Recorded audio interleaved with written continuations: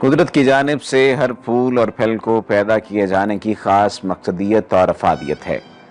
انہی پھلوں میں حیرت انگیز فوائد کی مالک انجیر بھی ہے۔ انجیر ایک ایسا پھل ہے جس میں کوئی فاضل جز مثلاً گٹھلی، بیج اور چھلکا نہیں ہوتا۔ اسی وجہ سے اسے جنت کا پھل بھی کہا جاتا ہے، کیونکہ مشکل ہے کہ جنت کے پھلوں میں بھی کوئی فاضل جز ہوگا۔ یہ بھی کہا جاتا ہے کہ زمین پر انسان کے بعد سب سے پہلا درخت انجیر کا ہی دریافت ہوا تھا۔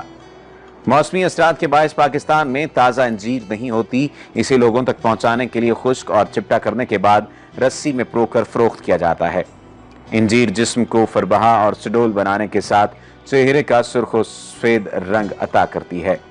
یہ قدرتی طور پر قبض کشا ہونے کے ساتھ ساتھ نظام کی مجموعی کارکردگی کو بہتر بناتی ہے۔ ریشوں سے بھرپور انجیر میں حراروں کی مقدار انتہائی کم ہوتی ہے، لہٰذا وزن گھٹانے کے خواہش مند دن میں انجیر کے 4 سے 5 دانے کھائیں اور نتیجہ دیکھیں۔ خون کے دباؤ کا شکار افراد کے جسم میں سوڈیم اور پوٹاشیم کی سطح عدم توازن کا شکار رہتی ہے۔ انجیر کا استعمال اس توازن کی بحالی کے لیے مفید ہوتا ہے، جب یہ خون فشار کو بھی کم کر سکتی ہے۔ انجیر کے انتہائی معیاری غیر تقصیدی اجزاء جسم سے خون کی نالیوں کے لیے نقصان دہ مادوں کو خارج کر دیتے ہیں۔ علاوہ ازیں یہ اجزاء سرطان سے بچاؤ کا موجب بھی بنتے ہیں۔ انجیر دیگر تمام پھلوں کے مقابلے میں بہتر غذائیت کی مالک ہے۔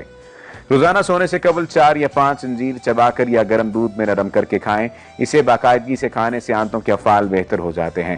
انجیر کھانے سے نہ صرف خون کا دباؤ قابو میں رہتا ہے بلکہ جسم میں خون بھی بننے لگتا ہے۔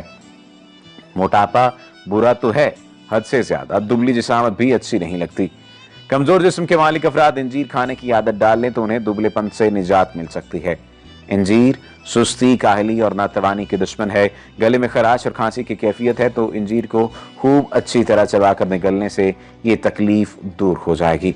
انجیر بچوں کے لیے نہایت مفید ہے کیونکہ اس میں بعض ایسے ہاضم خمیر ہوتے ہیں جس سے ہاضمے کا نظام قوی ہو جاتا ہے۔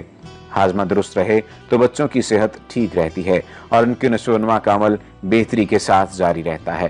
تو پھر انجیر کے چند دانے روزانہ کھائیں اور اپنے بچوں کو بھی کھلائیں۔